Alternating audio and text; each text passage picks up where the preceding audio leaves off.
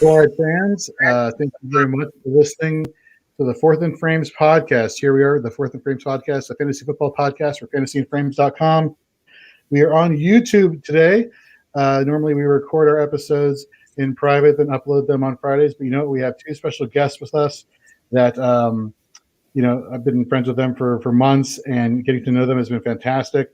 And it just wouldn't be right if we weren't live streaming to have everybody in the Fantasy and Frames fandom out there getting to know them. Before we get to them, Teddy Ricketson, how you doing, sir? Doing great, man. Hope you are. Doing fantastic. Don't forget to check out Teddy's article this week over at fantasyandframes.com talking about James Robinson. It got a lot of traction on Twitter. Fantastic article, man. All about that hype train. Woo-woo. That's right. And so let's just get into the guests for the show today. Let's start off with, I talked to him on Facebook about different food spots to hit up in Philadelphia and Jersey. Definitely a great resource when it comes to football as well. Philip Simmons, you can find him at FF Porkman. He's written for Bob Long. He's the co-host of the Dynasty Rewind podcast. Phil Porkman, I'm just going to go interchangeably between the two as the show goes on. How are you today? Doing great. I'm happy to be here. I'm just waiting for the next invite, so I'm just happy to join you guys and so we can talk about some Dynasty. Absolutely. And, of course, we have Chevin Nooney. How you doing, sir? Oh, man, doing great. The weather's beautiful out here in Arizona. I don't know what it's like in Philly right now, Philip, but I can't wait to talk about these rookies and whatnot with you guys. It's going to be fun. You can find him at Chev Boyardee with an I on Twitter. And let's just talk about Twitter for a second because, one of the things here at Fourth and Frames we like to do with people who are new to the show is, we kind of want to get to know you. We want the audience to get to know you, learn a bit about your background, what got you into fantasy, how long you've been playing, all that jazz. So, Phil, let's start with you. It says on your Twitter profile that you joined Twitter on 2010. Is that how long you've been covering fantasy, or is that just how long you were on Twitter, and then what got you into covering fantasy? Well, with 2010, I just started a random Twitter, just looking for some random crap. I think I just started fantasy Twitter maybe about 2 years ago. I started playing fantasy around I was 12 years old. My first waiver wire pickup was Marty Booker, which is kind of crazy because right. Nice. But I took over my stepdad's team because it was complete trash. So I took it from trash to treasure and made it to a championship game. But yeah, right now I deliver water for Nestle, dad of two, married, happily married.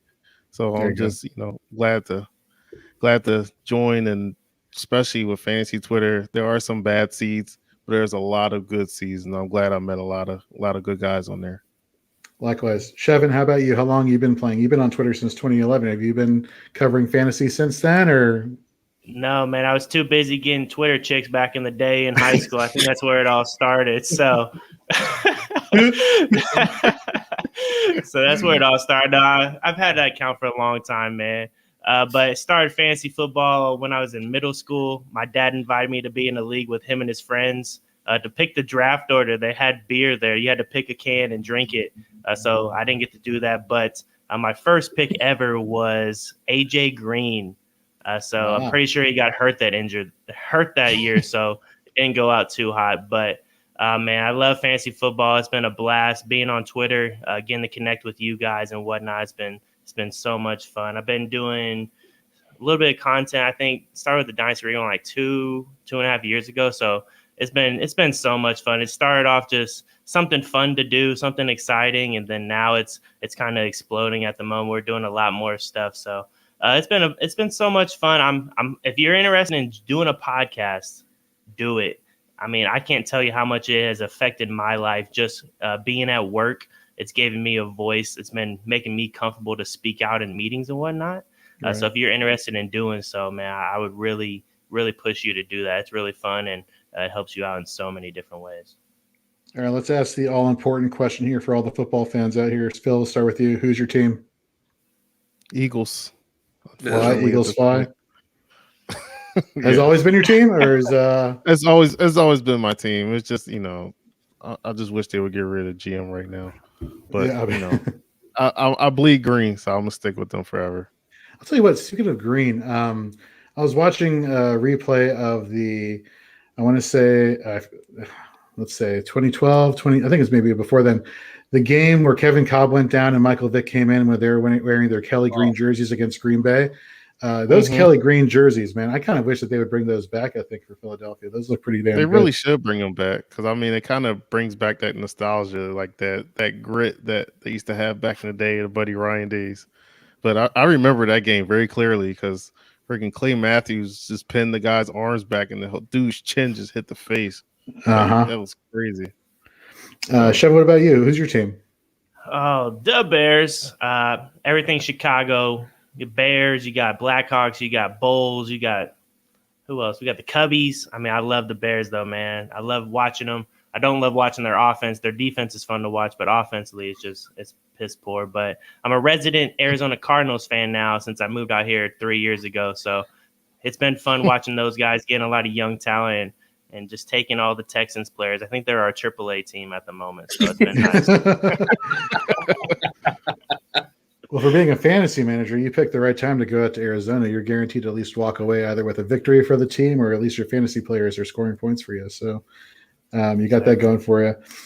Before we get going with today's topic, I just want to remind everybody, we are here at Fantasy and Frames affiliated with the IDP guys. We cover IDP fantasy football as well, but they have a really great custom scoring tool, whatever your platform is in terms of your scoring settings for IDP leagues.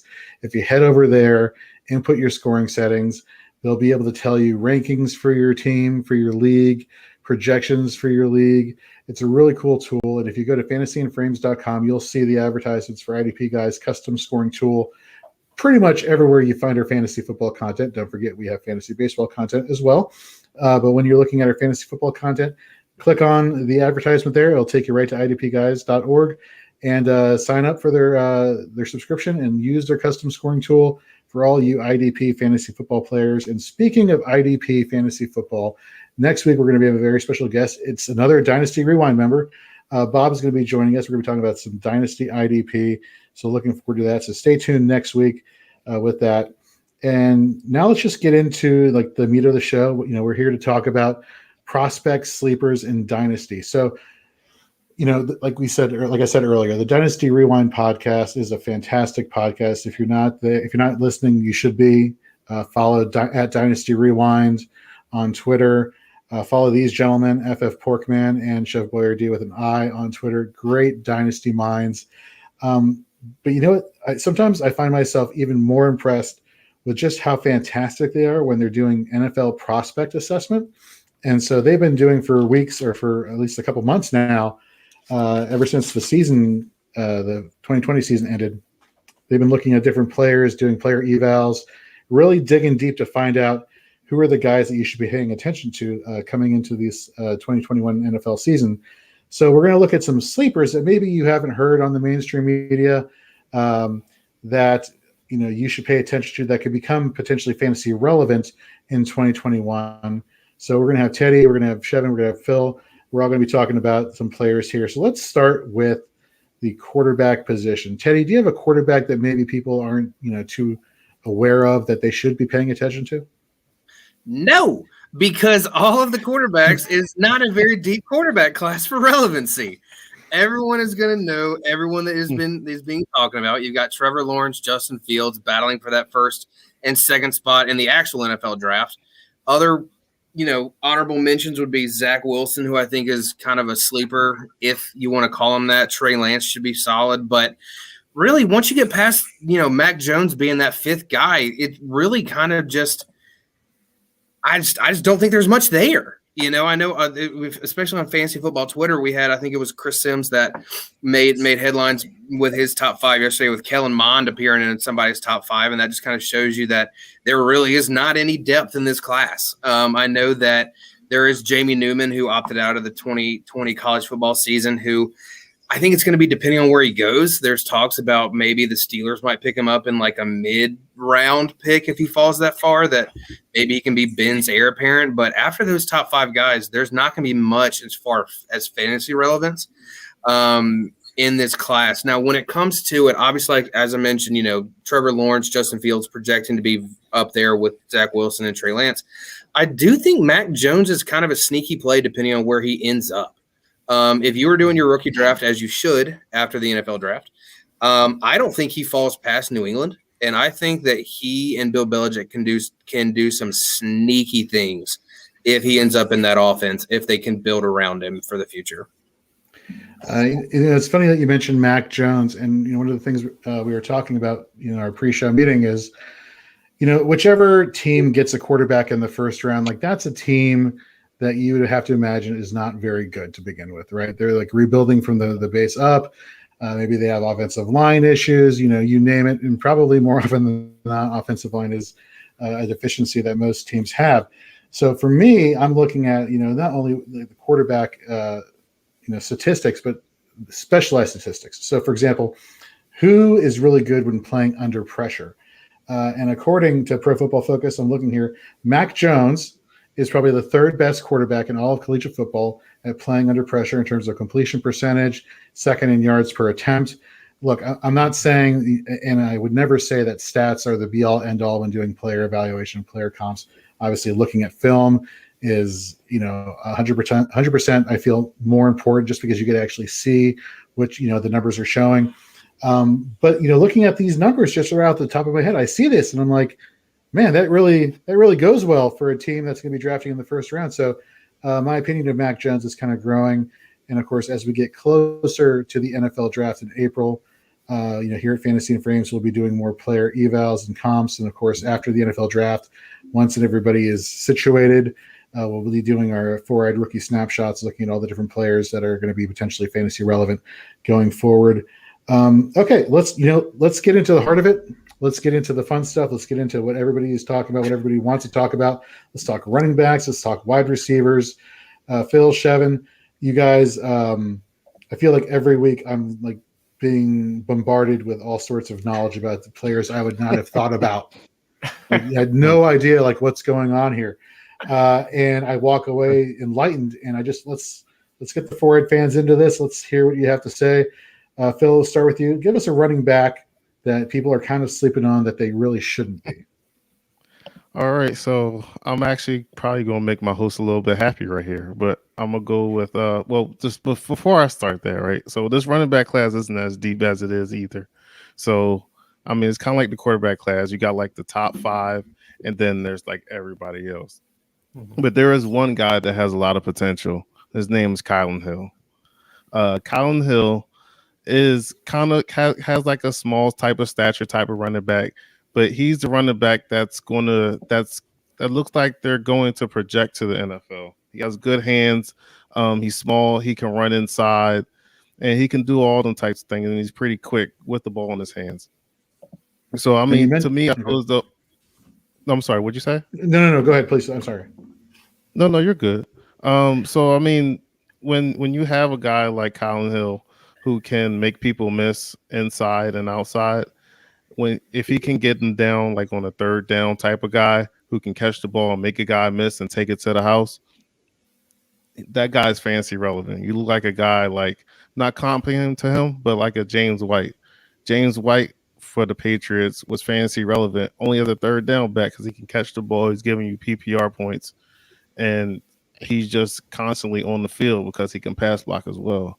So I really like him at this point, but I think it's going to be landing spot dependent for him as well.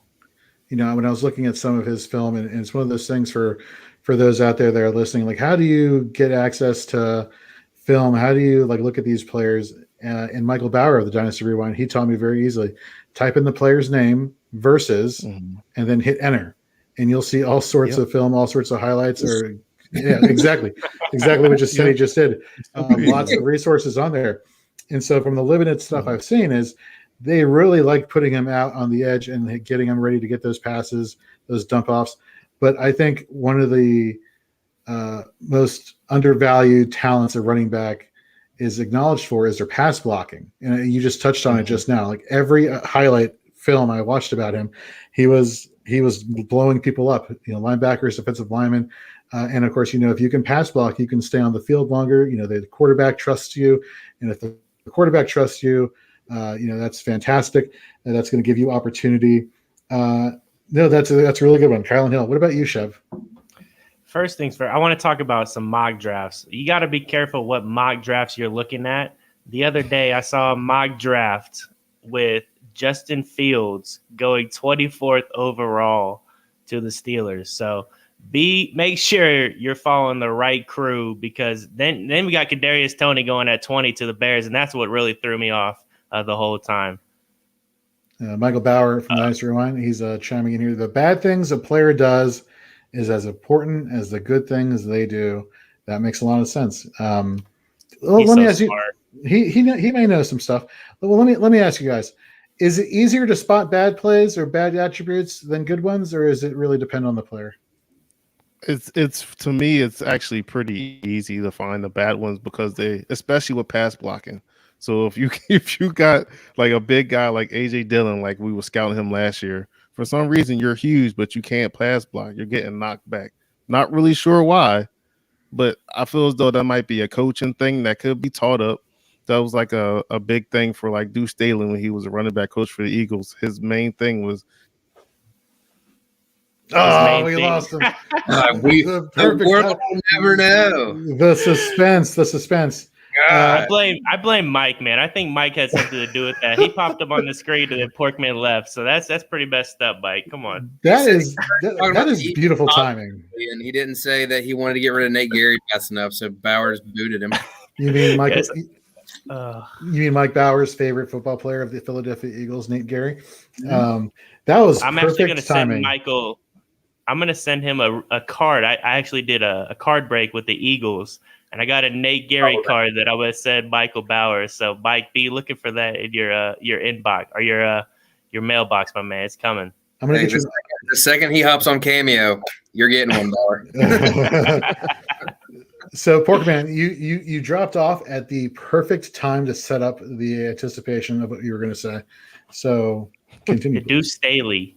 Deuce Staley would say for the Eagles. Deuce Staley does pass blocking, so that's his biggest thing. If you can't pass block, you can't get on the field. That was pretty much what I was saying. That's most important for me as a running back, as well as the vision. Because we have an issue with Travis Etienne. He can't see. It seems like he needs contacts or something. So if he can figure out how to not run behind his offensive lineman every down, he should be all right. Now, Etienne last year, he was third in all collegiate football in terms of receptions. Does that kind of, is he? Do you think a player that's kind of limited to his role going into the NFL draft this year? Chevin, perfect timing. What are your thoughts on Travis Etienne? Yeah, I think Travis Etienne is a nice, solid player, man. You get the speed, you get the pass catching skills as well. There is some talk about his vision kind of being a hindrance sometimes to him, which you can see on film. But I mean, you can't. I think he had the most rushing yards or something in the ACC or something like that career wise. So I mean, that's pretty impressive. There's a lot of good running backs that have played in the ACC. So I think Travis Etienne is going to be just fine. It's been crazy. His stock has been dropping like crazy in like mock drafts and all that stuff as well. So it's going to be interesting to see where these running backs all end up at, because I think just with wide receivers and running backs alone, this group is going to change drastically on draft night just by where they go, especially the wide receivers. There's 4 or 5 guys that are really solid wide receivers. But if Rondell Moore goes to the Kansas City Chiefs and Jamar Chase goes to somewhere that's less great as a landing spot, then Rondell Moore is probably going to jump up past him in a lot of people's rankings and going into mock drafts. So it's crazy. We talked about this too on our last podcast. I can't remember who we were talking about. It was Michael Carter. Mike was talking about how he's a cheaper option than Etienne, but I can see it going where Michael Carter right now, it might be even more expensive than what Etienne is going to be going at in mock drafts, in my opinion. I've seen it where Michael Carter's gone before him multiple times. So it'll be interesting to see how this all shapes out. Everybody's trying to figure out who they like and who they don't like. So it's fun. That's why I love Dynasty, because you may be wrong on a guy, but then like Pork, Van Jefferson, he's always wrong on that guy. So, I mean, it's all right, Pork. This year's is good. The shade throwing has just started, folks. Let's talk about Travis Etienne for a second. I know he's not under the radar guy, but do you think the fact that he's just been in college for a longer period of time that people are just kind of sick of talking about him, therefore he's falling in stock there because everybody's talking about the new hotness when it comes to fantasy running backs or college running backs rather? Porkman? I believe so. I mean, that could be an issue, but I think sometimes if you get a lot of tape and then you starting to see a lot of his flaws, that's why I feel as though he should have came out last year. If you see a lot of his flaws, then people will start to build on that. So that it could just be prospect fatigue. You could be right about that. I think it is, though, because, I mean, we talked about DeAndre Swift last season. That guy was like the number 1 ranked running back all 2 years. I think it was his sophomore and junior season.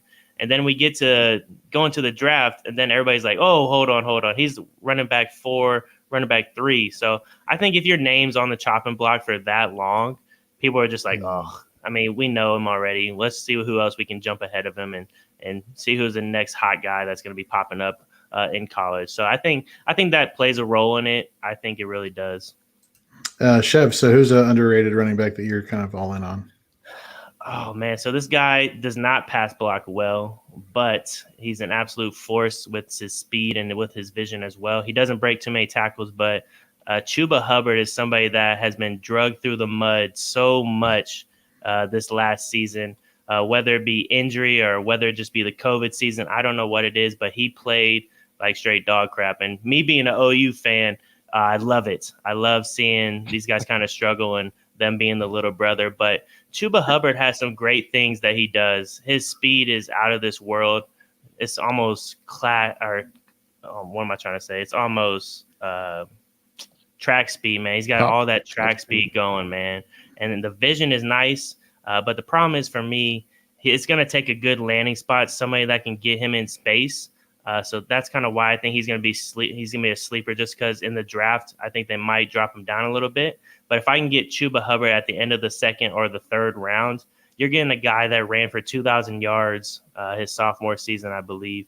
And I think he can definitely reproduce that in the NFL. It's just going to take the right fit.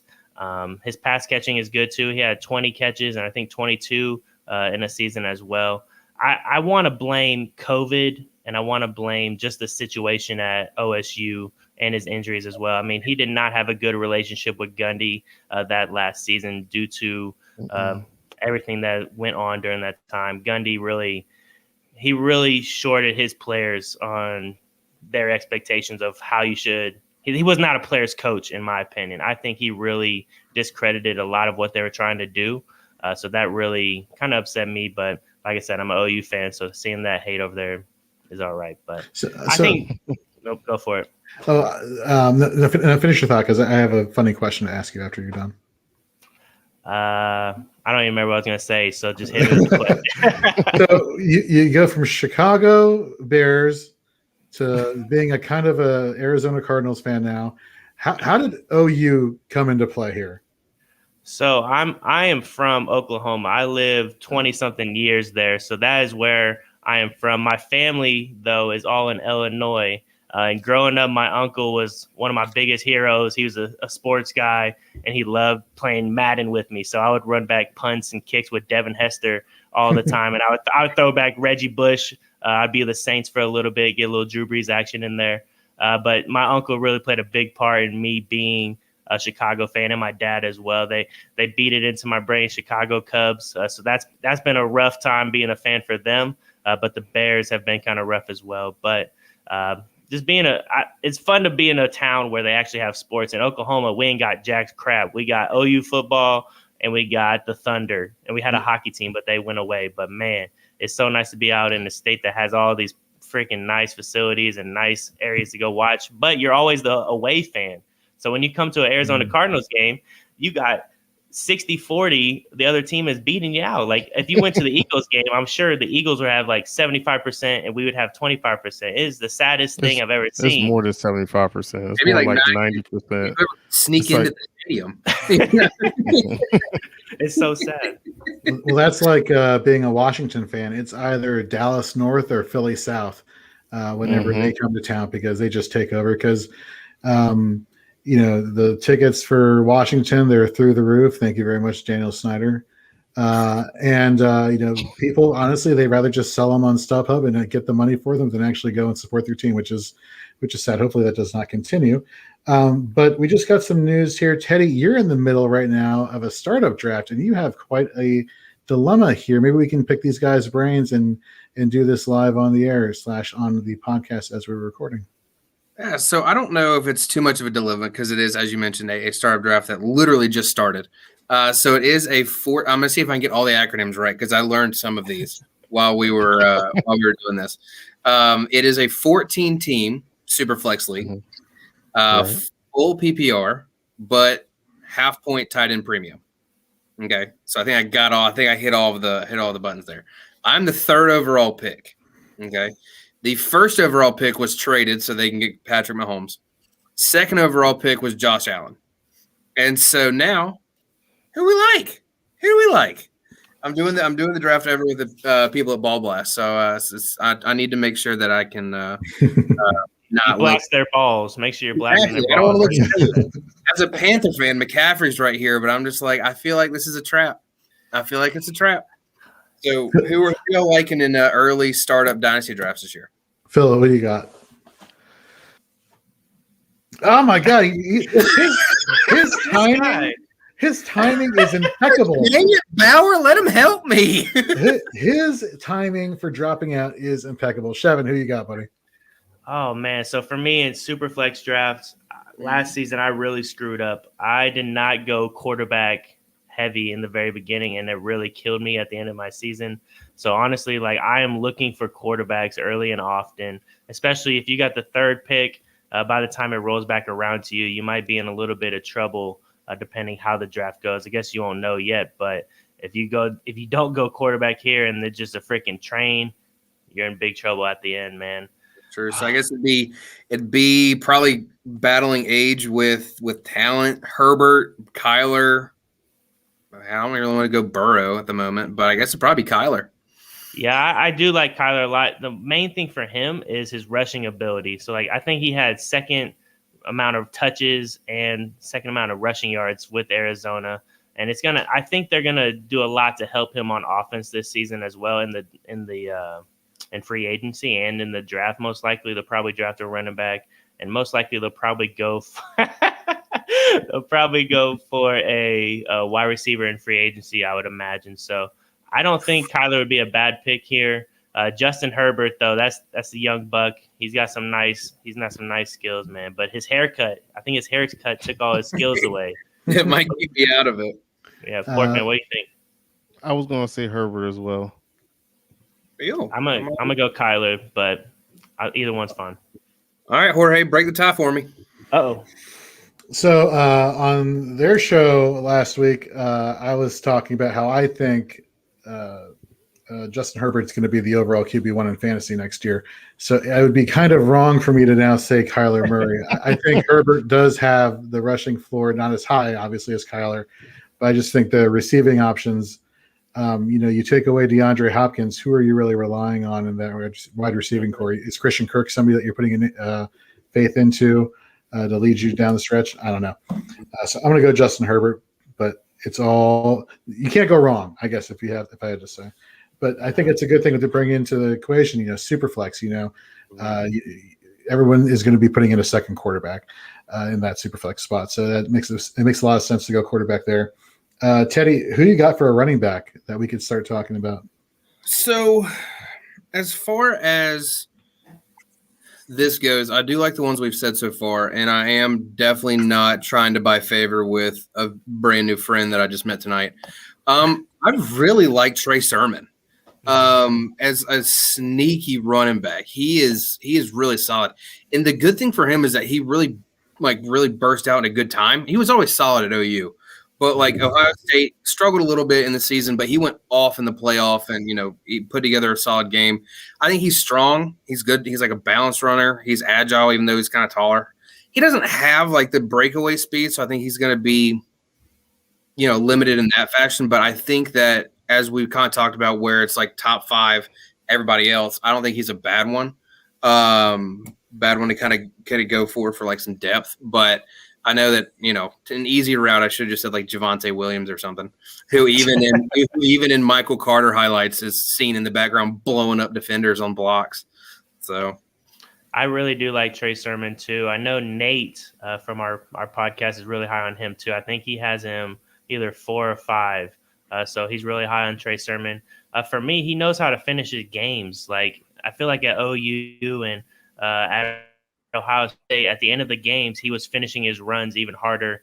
So during the game, he was just busting out the defense, getting them ready for the fourth quarter. And when the fourth quarter comes around, I think he really takes over the game. If he can get into a situation where they use the running game a lot, maybe even Seattle, if they try to go away with Chris Carson, that could be a good landing spot for him.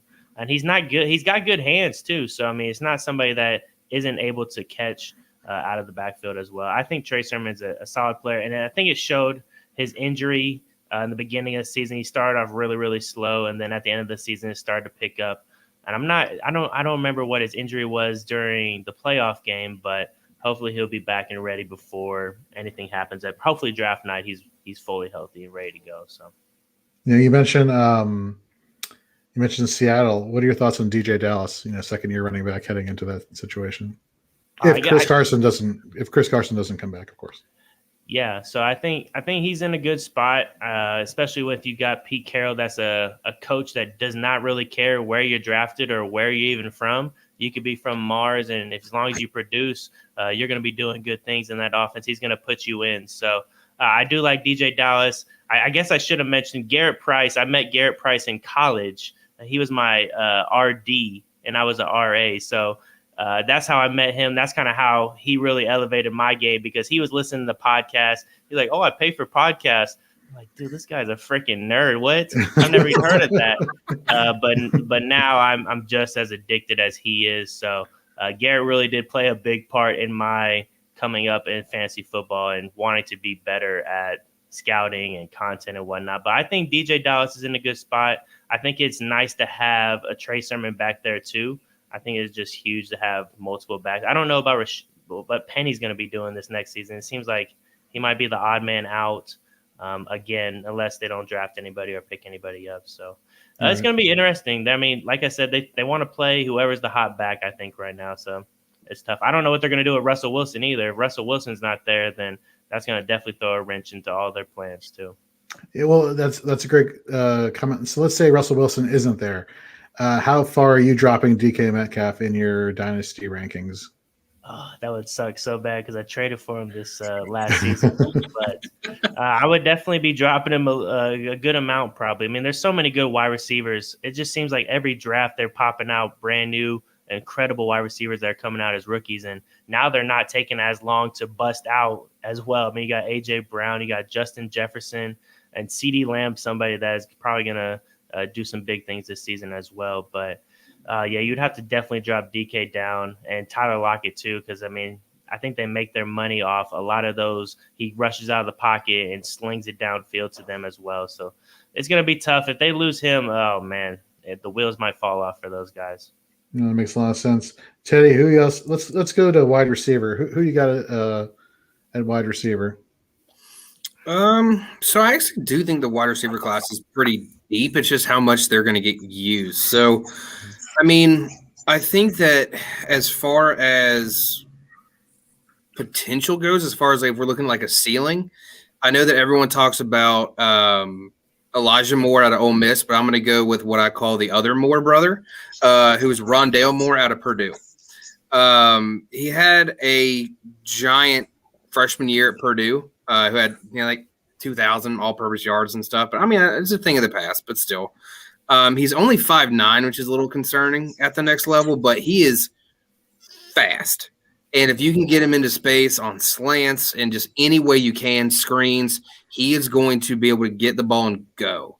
And I think you can use him a lot of different ways. He's going to be kind of like the I forget the term that they call like Curtis Samuel and those kind of backs that can be wide outs. They can line up in the backfield. They can do a lot of different things. Offensive weapon. Yes, that one. Yeah, he can really do a lot of different stuff. So I actually kind of like Rondell Moore as far as like a sleepery type of wide receiver. Would a player comp be like somebody like a Deshaun Jackson, like a younger, faster Deshaun Jackson, or not as much? I'm worried a little bit about his hands, but I think if the speed's there. Okay. Chevin, what about you? That's my guy. I love Rondell Moore. I have him. I think he's ranked number 2 for me right now in this deep wide receiver class. I love everything that he can do. Once he gets the ball, the dude is gone, and he's so tough. Everything he does is so fast, but he's tough about it. He takes a hit and he keeps on rolling. I mean, his contact balance is great. Hopefully, he's got to stay healthy, though, man. If he cannot stay healthy, that's the real knock, I think, on him right now. His size, yeah, whatever, but we've seen people in the NFL that are small do big things. I mean, look at Steve Smith. I mean, he's a smaller guy, and he was a baller in the NFL. So I think Rondell's got that dog in him, and everything he does is 100%. Like, if he's running a route and it's not to him, he's running 100%. Like, it's something that I look at running back wise, wide receiver wise. Like, if these guys are not hustling on plays that are not to them, you're making yourself worse. You're making your team worse because you're not allowing the other players to get a good look. So if you're lazy off the line, I'm not going to even worry about you. You're done. It's just like with running back Javonta Williams. He does not take play off. Like when me and Porkman were watching before the show Tuesday, and he sells his fake so good, I get lost looking for the ball when the quarterback pulls it. And it's just something you see. He's juking people even when he doesn't have the ball. He's blocking when he doesn't have the ball. Like, he wants to be out there. He wants to make plays. So I'm super excited for Rondell Moore. Mike, shut up, man. Shut up, Mike. He's not. Stop it. What is Bauer saying? Rondell might be better for NFL than fantasy. He says that about everybody. Okay, Jalen Rager. I'm staying out of that fight. But it's funny you mentioned Rondell Moore and his Swiss Army knife type of abilities. You know, there's been a lot of talk in our nation's capital about the football team going after a Curtis Samuel.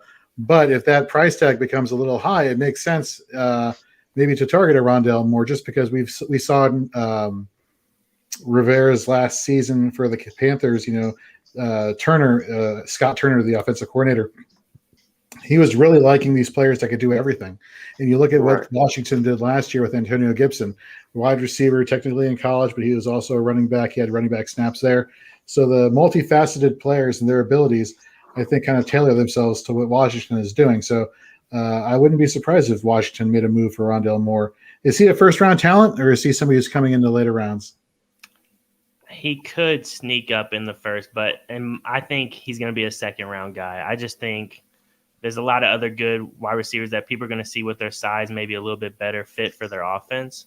But I think he's probably going to go in the second, most likely. Porkman, what about you? What's the wide receiver that you're high on?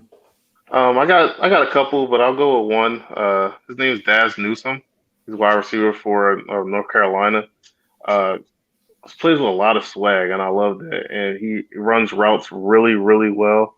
And he was a good compliment to the other to Diami Brown, who was playing next to him. So that team was pretty much stacked, and pretty much it was like when I was looking at tape last year on Justin Jefferson. I'm not getting shades of Justin Jefferson, but I'm getting splash plays from him that I see. I was okay. I need to pay attention to this guy a little bit more. So get the hell dog. So he said Justin Jefferson. He got excited. He got excited. But yeah, that's to me kind of comps as a little bit as like a Jarvis Landry. He's going to get them guys to. He's going to get open them intermediate routes, and he has good hands. And he also has loose hips. And I know we were talking about the whole loose and tight hips type thing. Yeah, what is that? What is it? Like, seriously? So when you run in a route, right, and you run a hitch route and you turn around and you're able to create separation through that, I call that as loose hips. Now, when you have like a guy like when we were scouting Seth Williams, who can only run straight and his hitch routes are look like he's running in quicksand. Yeah. He's not really moving at all. So his hips aren't rotating towards the ball. It's just rotating just to rotate. When you have a guy that's able to, run a hitch and go or a slant and go or a slow go route, when you see them hips turn, you're a hip manipulator. So that was a good thing that Justin Jefferson was doing as well. When he was running deep routes, the corner is looking at his hips, but he's going a different way. So when you're opening up your hips, the corner is going to open up their hips as well. But if you can manipulate their hips to go a different way and you're running the opposite way, you're going to get open a little bit more often. So let's take this a step further. So in terms of tight hips, would you say that that's what people were saying about DK Metcalf coming out of college, that his route tree isn't as developed? He's kind of just a burner. Yeah, like how Mike said, he has a route branch.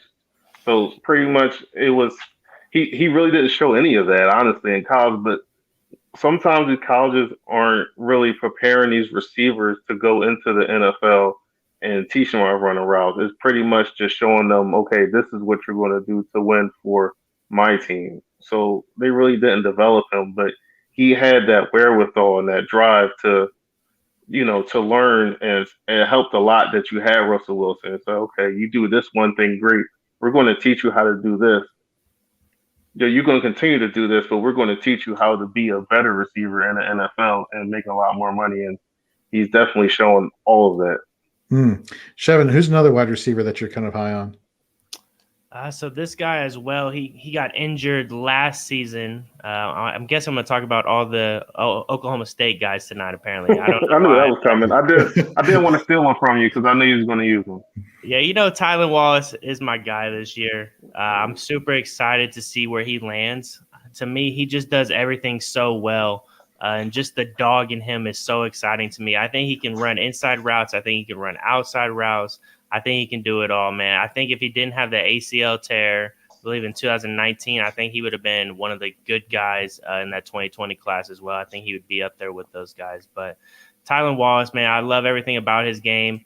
Like I said, he's got that dog. He's going to fight for the ball. And when he throw the 50-50 balls up to him, man, it's like 75-25. He's so good at getting up there and snatching them up. His hips, I think he's got loose hips. I mean, what do you think, Pork?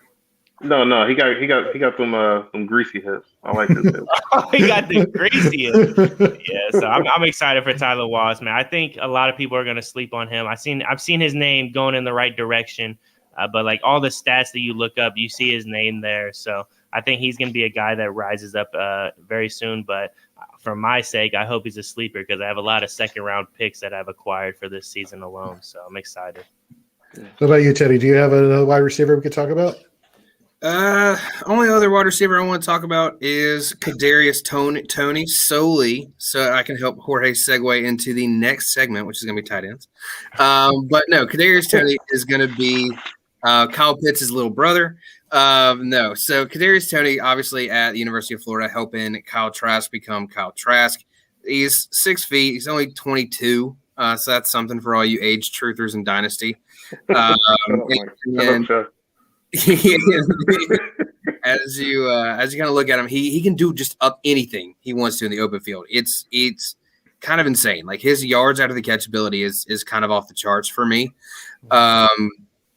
He struggles in contested catches. So like I said, you do want to teach him how to have insert adjective hips that I'm learning about. So have him get into space, have him, get past defenders, and he's going to be gone. So I think he's going to do great things, but his teammate is going to do better things. All right. I mean, with route running alone, like if you can get open, look at Keenan Allen. He's not the fastest guy, but his route running is so nasty that it doesn't really matter who's on him. He's going to make a move and you're gone. So, I mean, that's why sometimes that 40 time is overrated, because if you can't run a route, you can't get open. Mm-hmm. Well, thank you for bringing that up. No NFL scouting combine this year, COVID reasons. As prospect evaluators, assessors, what is the biggest, shortcoming that you're running into because of no combine? Shevin, let's start with you. Yeah, and I think even the 40 time might be a little outdated. I can't remember who I saw post this, but like there's so many different analytics now. You can find out how fast a guy is running on different plays and whatnot now. So if you're able to test that game speed, the 40 time is really not going to do much for me anymore if we get all the game speed and whatnot in the future. So I can't remember who brought that up. I want to feel like it's somebody from the Destination Debbie, but I'm not exactly sure. I think just for me is just seeing how they move in the 3-cone and all that stuff, how they transition, like with those hips. I don't know. Maybe this is the Hips Don't Lie portion of the show brought to you by Shakira.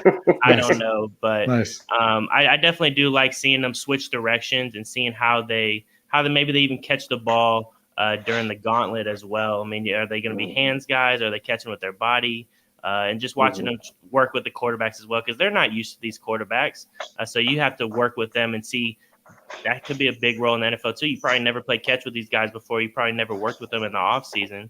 So just being able to see how they interact with the other players as well. Do they have that swag about themselves to make them elevate their game and want to compete? You want to see everybody compete there. So, Porkman. So, one of the things that's going to get overhyped this offseason are pro days. As we know, for pro days, everything is scripted out by the team so that the talent evaluators can come in and they kind of showcase their players individually. Knowing that and keeping that in mind, is really game film the only thing people can go off of in terms of talent evaluation heading into this draft?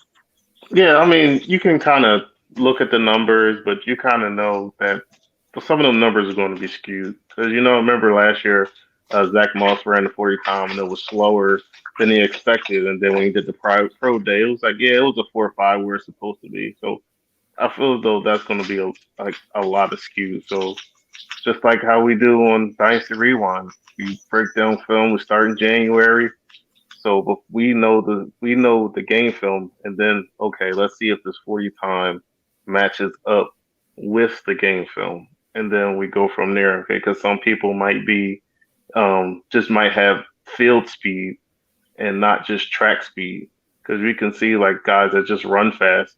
Like Henry Ruggs, he runs fast, but this year he didn't really produce that well. So we just gotta make sure they see if they have the intangibles, and then go from there.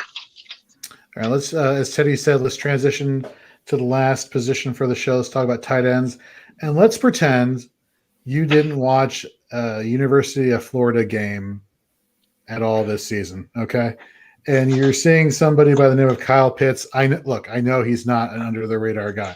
But can somebody please tell me what is so amazing about Kyle Pitts as a tight end prospect? Chevin, let's start with you. The thing is, he could be a top 3 wide receiver in this draft as well, most likely. So that's the thing that is so exciting to me, especially, Teddy's playing in 0.5 PPR for tight ends. Extra points for that guy. It might not benefit. I know it takes a while for them to develop in the NFL, but I think he's just an incredible athlete that can just come into the NFL and hopefully take over as well. We need a lot of tight end talent because a lot of it is not there right now. So if you play in one tight end, you have to give them extra points because it's not working out too well because they're not scoring at all. So I really love everything that he is about his game. His hands are incredible. His contested balls are insane, man. He just seems to get open. He seems to be a playmaker. Whenever Kyle Trask needed somebody, he was always looking for Pitts' way. So Kyle Pitts, man, he's a guy that I might even be targeting in 1 QB leagues, even just playing PPR at like pick number 5, just because if you can get that tight end, it's just a huge advantage. Travis Kelce is a guy that won me a championship basically because of how great he did for Kansas City. So if you can find that tight end, it's like a Darren Waller. It's far and in between the top guys right now. So if you can hit on a Kyle Pitts, then you're going to be looking pretty solid for the next few seasons. So you mentioned 2 things, the wasteland that is the tight end position in fantasy football, and you mentioned the time it takes to tight ends to develop in the NFL. So let's talk about a tight end who's going to be entering year 2 this year. His name was all on fantasy Twitter 2 days ago because the incumbent Cal Rudolph retired, or no, he didn't retire. He got released. Yeah, Irv Smith. What are our thoughts on Irv Smith, Chevin? Yeah, I think it definitely elevates his game. I think we were pretty decently high on him, if I remember at the Dynasty Rewind. Porkman, tell me if I'm wrong, but I don't think I was a part of the Dynasty Rewind when he was a rookie. I started that a year later, but I was high on him before. I thought he was going to get drafted to the Patriots. Yeah, he's just a solid athlete, man. He's somebody that you want to be catching passes just because of his athleticism and all that he can do going down the field. It definitely opens up a lot, but Kyle Rudolph does not vacate a lot of targets from what I believe. So it's kind of a concern. You got Justin Jefferson, you got Dalvin Cook, you got Adam Thielen. So it's far in between on targets there, and they love to run the football anyway. So I don't know if it's wheels up for Irv Smith, but it's definitely moving in the right direction. I think he's year 3 now. So that's usually when tight ends seem to break it out a little bit. So we'll see. I think it's very exciting if you own him because you're getting hopefully what you paid for, because I'm sure you had to give up a nice little pick for him. And of course, yesterday, the news that Jared Cook in New Orleans got let go. That leaves Adam Troutman. Porkman, you're putting your thumbs up. What do you like about him? Adam Troutman, it's kind of tough when we were scouting him last year because it was like terrible film out there. But he's freaking huge, and he has really good hands, and he's pretty quick. He also a good route runner. But the biggest thing for me was that he was a really good blocker as well. The biggest thing for me is who's the quarterback. So if Taysom Hill's there, I might be out. But I think if they give the reins to Jameis, or if they somehow trade for Russell Wilson like they were saying, which is probably not possible with the money, I think it'd be wheels up for him. Shevin, let's go back to you for a second. If you could, and I know tight end is something that you guys are getting ready to cover over at the Dynasty Rewind, but is there a name that, in your pre-evaluations that has just jumped out to you in terms of somebody who's like, I'm willing to put the investment in a rookie draft pick here versus waiting for the waiver wires to go through? Who do you got? Yeah, and I think if you miss out on Pitts, there's a couple other good guys that are there. So you got Brevin Jordan from Miami. He's a nice athlete as well. He's somebody that if you don't want to pay up for Pitts, I think he'll be just fine. It might take him a little bit longer possibly. Michael's saying, I don't even know if that's a real person. It is. I'm just kidding. And then you got Freiermuth as well. I think he's at Penn State, I believe. So, I mean, if you're willing to wait on tight end and you're not willing to pay that draft capital that's probably going to take to get Pitts, I think you'll be sitting just pretty if you wait a little bit longer, because you're probably not going to have to draft those guys till most likely the second round. So that would be nice. So I think those are guys that, I mean, when you're looking for a tight end, you're probably playing a stud, or you're probably playing the Wheel of Fortune, seeing who you're going to throw out next week. So those are two guys that I would definitely be looking at, though. What about you, Porkman? I think that, from what we did, I think those are the only ones that I really know that is going to be worth drafting at this point. So once we jump into that, I'll let you know. We could probably hop back on and talk some more. We could probably just have like a tight end show or something like that. Absolutely. That sounds terrible. hey, Chef, we do tight end shows every year, man. Shots, kickers in there, and I'll be happy. Shots mandatory for that show. Oh boy! So speaking of your all's coverage of tight ends, you could find Porkman and Shevin on the Dynasty Rewind podcast, which is live streamed on Tuesdays. It is at 9 p.m. Correct? Yes. 9 p.m. Eastern, with Michael Bauer and the rest of the Dynasty Rewind crew. Nate NFL. We had him on a couple weeks ago. All great follows, great content over there, great people just in general. It's just fun to talk to you guys and pick your brains and just shoot the what. Hold on, we got Michael Bauer saying from Ole Miss, a sleeper. Anybody know what he's talking about? Kenny Yeboah. Okay, thank you. Mm-hmm. So you guys find him at the Dynasty Rewind. Porkman, we can find you at FF Porkman. Chev, we can find you at Chev Boyardee with an I. Before we go, I need to know. Porkman, we'll start with you. Last year, 2020, if you had to buy the jersey of one player, who was your fantasy MVP and which jersey would you buy? Dalvin Cook. That's easy for me. That was my guy. Shevin, what about yourself? Oh, man. I would love to go with Rodrigo Blankenship, but I'm going to have to pass on him. I'm actually – the league I'm in, my home league, we actually buy a jersey for the champion. I was the champion this year, and I'm going to go with Nick Chubb. I love Chubb so much. He's so great. He can catch passes. He can run it. He's so awesome. So I'm going to go with Nick Chubb. I do also want to plug, though, if you're interested in donating to our One Team, One Child campaign that I work with at the YMCA, that helps children be able to play if they can't financially afford it. So we pass out financial assistance.